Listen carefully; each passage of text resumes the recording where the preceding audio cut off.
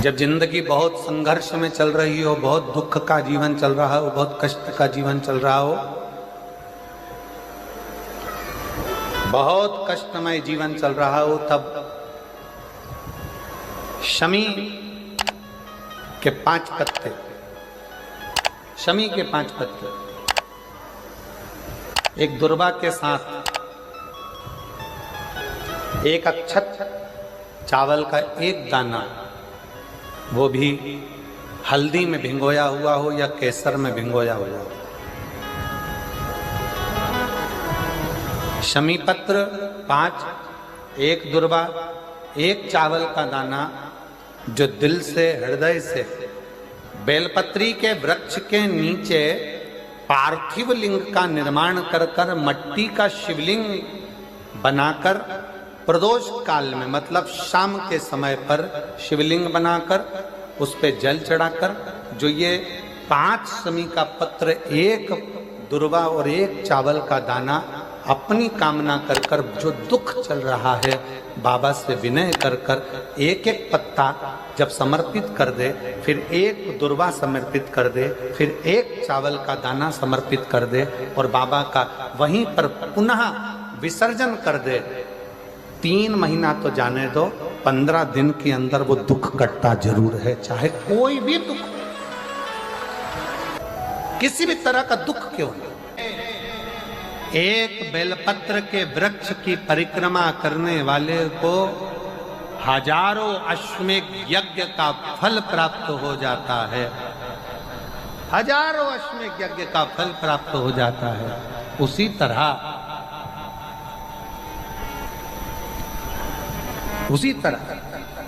एक पार्थिव लिंग का निर्माण करने वाले को, मिट्टी का शिवलिंग का निर्माण कर कर पूजन करने वालों को 12 ज्योतिर्लिंग के शिवलिंग के दर्शन का पुण्य फल प्राप्त। बहुत ध्यान लगाकर सुनिएगा। एक बेलपत्री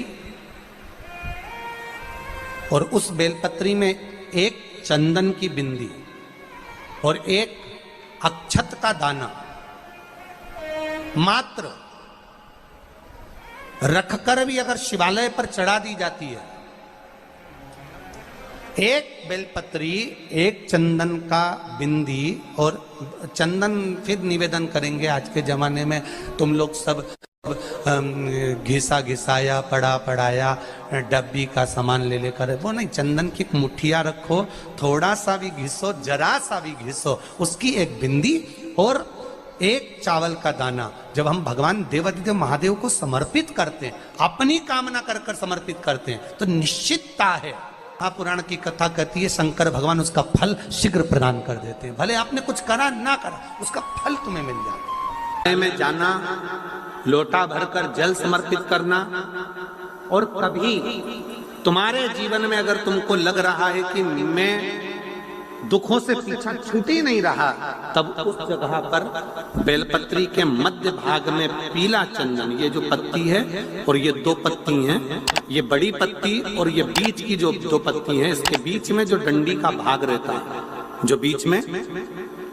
डंडी का जो भाग है, बड़ी पत्ती और ये 2 छोटी पत्ती के मध्य में जो डंडी का भाग है, उस डंडी के भाग में पीला चंदन और एक अक्षत पीला, शंकर भगवान को आप अगर प्रदोष काल में समर्पित कर रहे हैं, तो ये निश्चित है कि धीरे धीरे कर कर वो दुख समाप्त होगा, वो दुख कटेगा ही।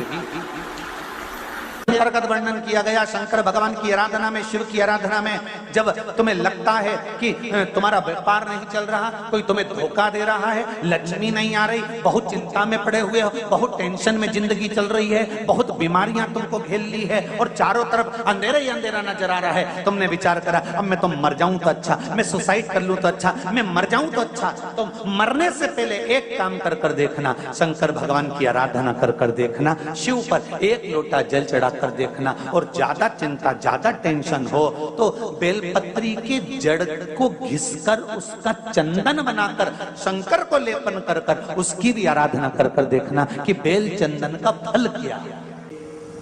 बेलपत्र, एक बेल, ये कोई साधारण नहीं, एक बेलपत्र एक बेल, ये कोई साधारण नहीं, एक बेल। इसकी नीचे की डंडी से लेकर ये दो पत्तियां जहां लगी हैं और दो पत्ती से लेकर ये बीच की जो पत्ती है उसमें जो गैप है, उसमें जो जगह है, दिख रही है आपको? ये दो पत्ती से लेकर बीच की पत्ती के बीच में जो जगह खाली रहती है, 33 कोटि देवी देवताओं विराजमान रहते हैं इस बीच की जगह में।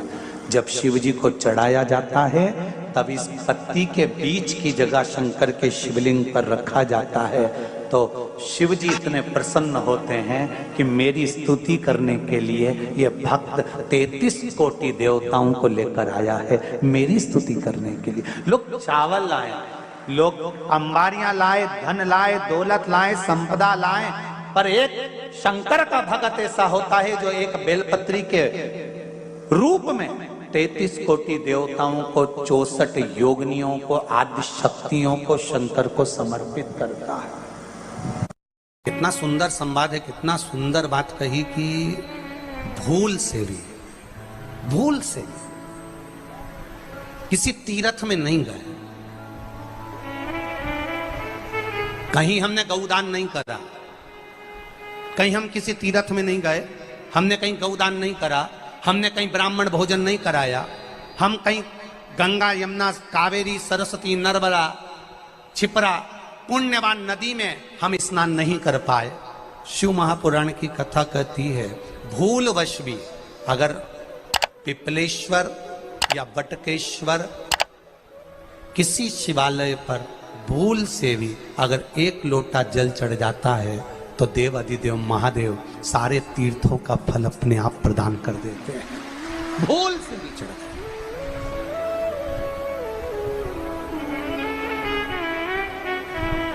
एकांतेश्वर महादेव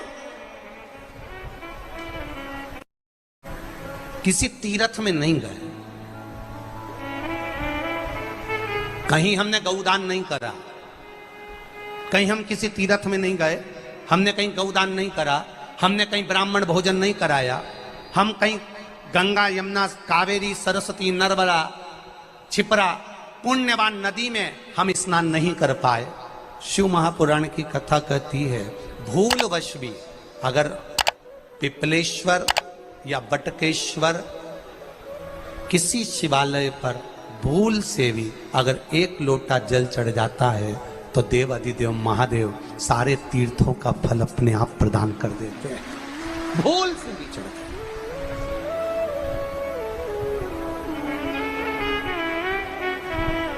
एकांतेश्वर महादेव जो कि एकांत में बैठा हुआ है, एकांतेश्वर महादेव अकेला बैठा है अलमस्त होकर। आप जा रहे हो गाड़ी लेकर, आप 4 व्हीलर गाड़ी में जा रहे हो, ट्रैक्टर में जा रहे हो, ट्राली में बैठकर जा रहे हो, क्रूजर में बैठकर जा रहे हो, 2 व्हीलर गाड़ी में बैठकर जा रहे हो और एकांतेश्वर महादेव का मंदिर दिख गया, कोई एकांत में, भले उसका नाम नहीं मालूम तुमको कि कौन सा महादेव, पर अकेला बैठा है जंगल में, वृक्ष की छांव में, एक ओटले पर, कोई दीवार नहीं, कोई जाली नहीं, कोई गेट नहीं, कुछ भी नहीं। ये शिव मंदिर में जाकर एक लोटा जल समर्पित करती थी और शास्त्र कहता है कि शंकर के मंदिर में अगर एक लोटा जल कोई एक परिवार का व्यक्ति भी समर्पित कर रहा है तो समझ लेना कि वो अपनी 71 पीढ़ी को पार लगा रहा है। वो अकेला नहीं, 71 पीढ़ी को पार लगा रहा है। शिव महापुराण की कथा कहती है जब बच्चा गर्भ में आता है, माता के गर्भ में जब संतान आती है और माता के गर्भ में जब संतान रहती है, उस 9 महीने में स्त्री नारी अगर कहीं शंकर के मंदिर के सामने से निकल जाए या शिवालय का जल स्त्री को मिला हो या शंकर भगवान का कोई प्रसाद या शंकर भगवान का कोई नाम जाप या शंकर भगवान का कोई मंत्र जाप उस स्त्री के कानों में पहुंच जाए तो जो गर्भ में बच्चा होता है वो बच्चा शंकर की कथा तक या शिवालय तक उसको बिना बोले ही वो अपने आप चला ही जाता है, पहुंच ही जाता है। उस गर्भ में रहने वाले बच्चे को भगवान शंकर के मंदिर के सामने से भी कोई गर्भवती स्त्री निकल कर चली जाती है तो उसका भी फल उसको प्राप्त हो जाता है। उसका भी फल उसको प्राप्त हो जाता है। और वो फल साधारण नहीं होता। क्यों? बेलपत्री को जब भी चढ़ाया जाता है तो पीछे की डंडी पकड़कर नहीं चढ़ाया जाता।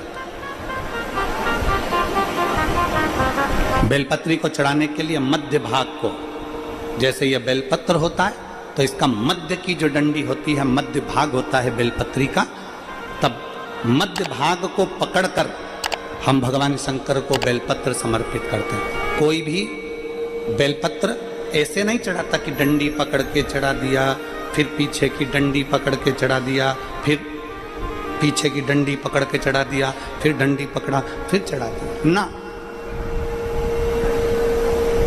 मेरे देवादिदेव महादेव को जब भी बेलपत्र चढ़ाया जाता है तो मध्य भाग, पीछे की डंडी पकड़कर नहीं, मध्य भाग से भगवान शंकर को बेलपत्र समर्पित किया जाता है। मध्य भाग से जब भी पकड़ेंगे तो मध्य भाग को पकड़कर बेलपत्र समर्पित करेंगे। क्यों?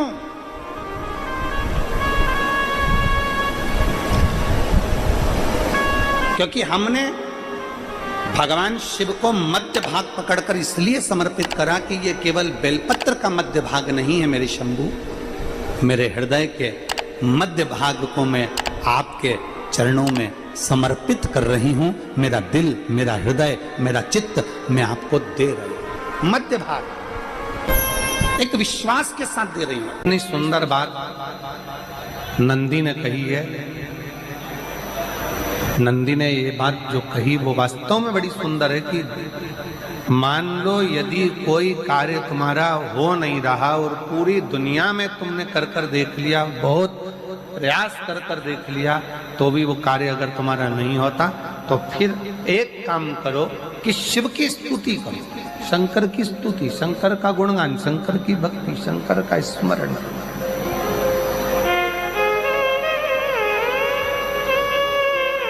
फिर शिव की स्तुति करिए, शंकर से विनय करिए, शंकर से निवेदन करिए, शंकर का गुणगान करिए।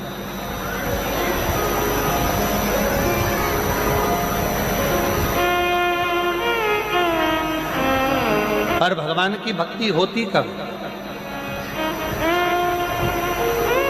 जितने आस्था चैनल पर कथा सुन रहे हैं, जितने फेसबुक यूट्यूब पर कथा सुन रहे हैं, जितने पंडाल में बैठकर शिव भक्त कथा को रसपान कर रहे हैं, उनसे निवेदन करूंगा कि शंकर की भक्ति होती कब है, शंकर का स्मरण कब होता है, शंकर की भक्ति कब होती है, शंकर की कथा सुनने में मन कब लग सकता है?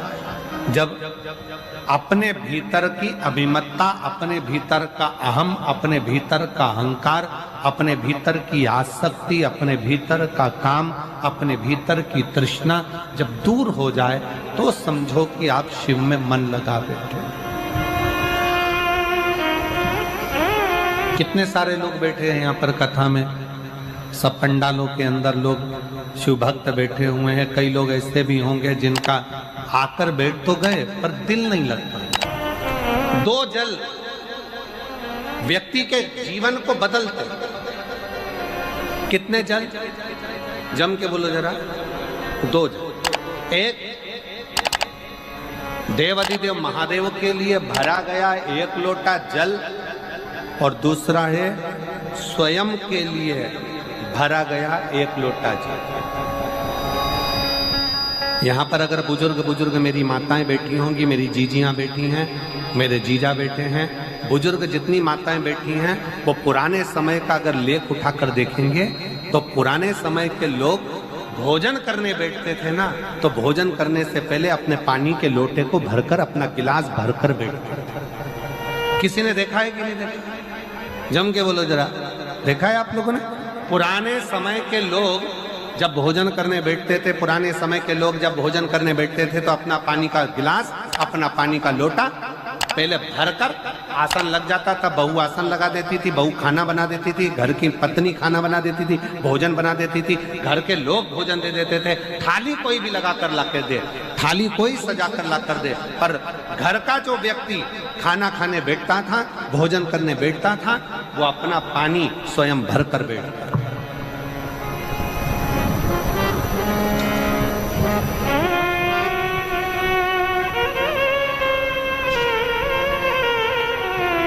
के जमाने में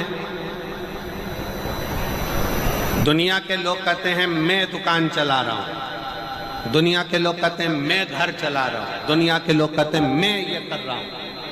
तुम अपना खुद का पानी भरकर तो बैठ नहीं रहे और कह रहे हो कि घर चला रहा हूं। स्वयं का एक गिलास पानी व्यक्ति नहीं भर पा रहा। कितना सुंदर कहा है महाराज जी। बहुत सावधानी से सुनिएगा। दो जगह का जल व्यक्ति के जीवन को बदल देता है। एक शिव के लिए भरा गया जल और दूसरा स्वयं के लिए भरा गया जल। स्वयं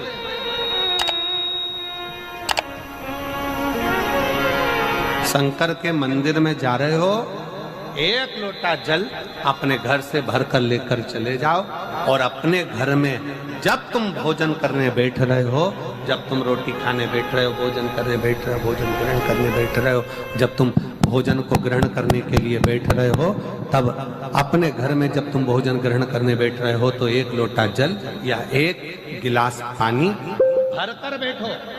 बहू अच्छी है, पानी भरेगी, मना नहीं है। बेटा अच्छा है, पानी भरेगा, मना नहीं है। पोता अच्छा है, पोती अच्छी है, नाती अच्छा है, पंती अच्छा है, घर में सब अच्छे हैं। तुम्हारी पत्नी भी अच्छी है, तुम खाना खाओगे तो वो पानी ला कर दे देगी। तुम्हारी बहू भी अच्छी है, तुम भोजन करोगे तो वो पानी ला कर दे देगी। तुम्हारा परिवार का हर व्यक्ति अच्छा है, तुम्हारा कहना मानता है। तुम जिमने बैठोगे, भोजन करने बैठोगे तो वो पानी ला कर देगा। पर शिव पुराण की कथा कहती है, जो व्यक्ति भोजन करते समय अपना जल स्वयं भरकर बैठता है, उसकी जिंदगी में से 3 रोग समाप्त हो जाते हैं। कितने रोग समाप्त हो जाते हैं? 3।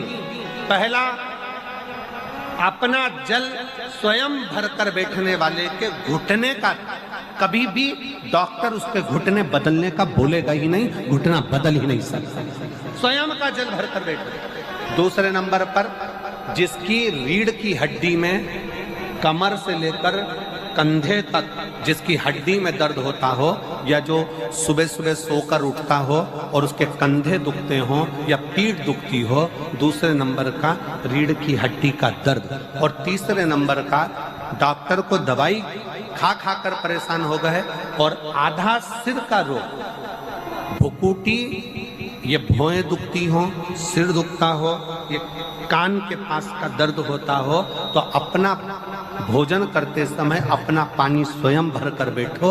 आपको ये 3 रोग से मुक्ति अपने आप मिलना प्रारंभ होगा, अपने आप। अब किसी ने कहा, गुरुजी पत्नी पानी ला कर देती है, पति पानी ला कर देता है, बेटा पानी ला कर देता है, बहू पानी ला कर देती है, पोता पोती पानी ला कर देते हैं, नाती पंती पानी ला कर देते हैं, नौकर लगे घर में वो पानी ला कर देते हैं, सेवादार लगे घर में वो पानी ला कर देते हैं, तो हमको पानी लाना क्यों जरूरी है?